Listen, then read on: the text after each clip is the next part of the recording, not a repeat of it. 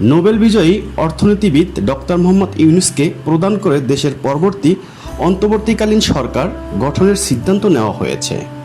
গতকাল মঙ্গলবার রাতে বঙ্গভবনে রাষ্ট্রপতি মোহাম্মদ শাহাবুদ্দিনের সঙ্গে তিন বাহিনীর প্রধানগণ ও ছাত্র আন্দোলনের সমন্বয়কদের বৈঠকে এই সিদ্ধান্ত হয়।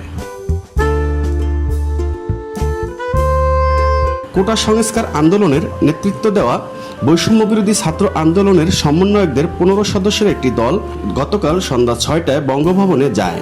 এর 1.5 ঘন্টার পর সন্ধ্যা 7:30টার দিকে বঙ্গভবনে প্রবেশ করেন তিন বাহিনীর প্রধানগণ।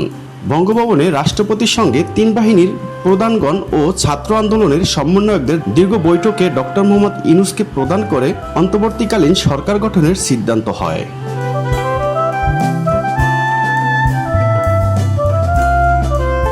বৈঠক শেষে রাত 12:15টার দিকে বঙ্গভবন থেকে বেরিয়ে বৈষম্যবিরোধী ছাত্র আন্দোলনের সমন্বয়কদের পক্ষে সেখানে অপেক্ষমান সাংবাদিকদের সঙ্গে কথা বলেন সমন্বয়ক নাহিদ ইসলাম।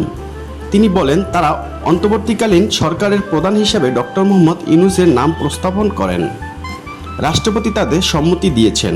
বাকি সদস্য কারা হবেন সে বিষয়ে 15 জনের নামের একটি তালিকা তারা দিয়েছেন, যেখানে নাগরিক সমাজসহ ছাত্র প্রতিনিধি রয়েছে।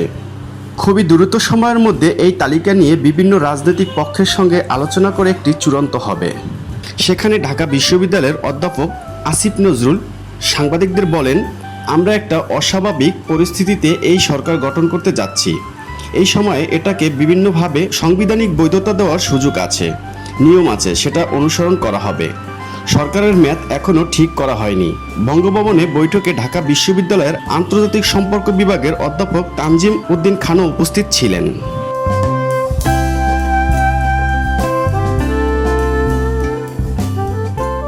ইউনূস সেন্টারের পক্ষ থেকে গতকাল গণমাধ্যমকে জানানো হয়েছে, মোহাম্মদ ইউনূস অন্তর্বর্তীকালীন সরকারের দায়িত্ব নেবেন।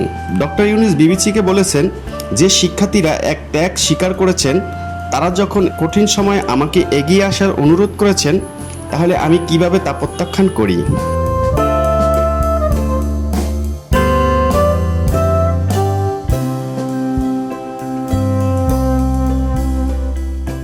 কারা আসতে পারেন সরকারে?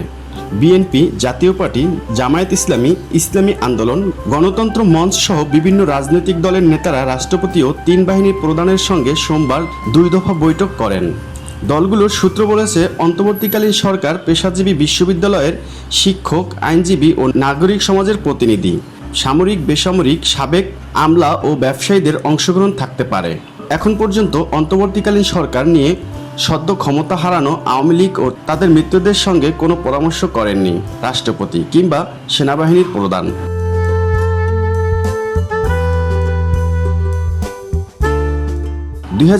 সালে সংবিধান থেকে তত্ত্বাবধায়ক সরকার ব্যবস্থা বাদ দেওয়া হয়। এর আগে নির্বাচনকালীন অন্তর্বর্তী সরকারের নেতৃত্বে থাকা ব্যক্তিপ্রধান উপদেষ্টা এবং অন্যরা উপদেষ্টা হিসেবে শপথ নিতেন। এবারও সেই কাঠামো অনুসরণ করা হতে পারে। রাষ্ট্রপতি গতকাল সংসদ ভেঙে দিয়েছেন। এখন দেশে নির্বাচন, জনপ্রতিনিধি নেই বলে নতুন যে সরকারে গঠিত হবে, এর প্রধানসহ অন্যরা অনির্বাচিতই হবেন। সোমবার দুপুরের পর প্রধানমন্ত্রীর পদ থেকে শেখ হাসিনা পদত্যাগ করে দেশ ছাড়েন। এর মধ্য দিয়ে তারা টানা 15.5 বছরের শাসনের অবসান হয়। তিনি এখন ভারতের দিল্লিতে অবস্থান করছেন।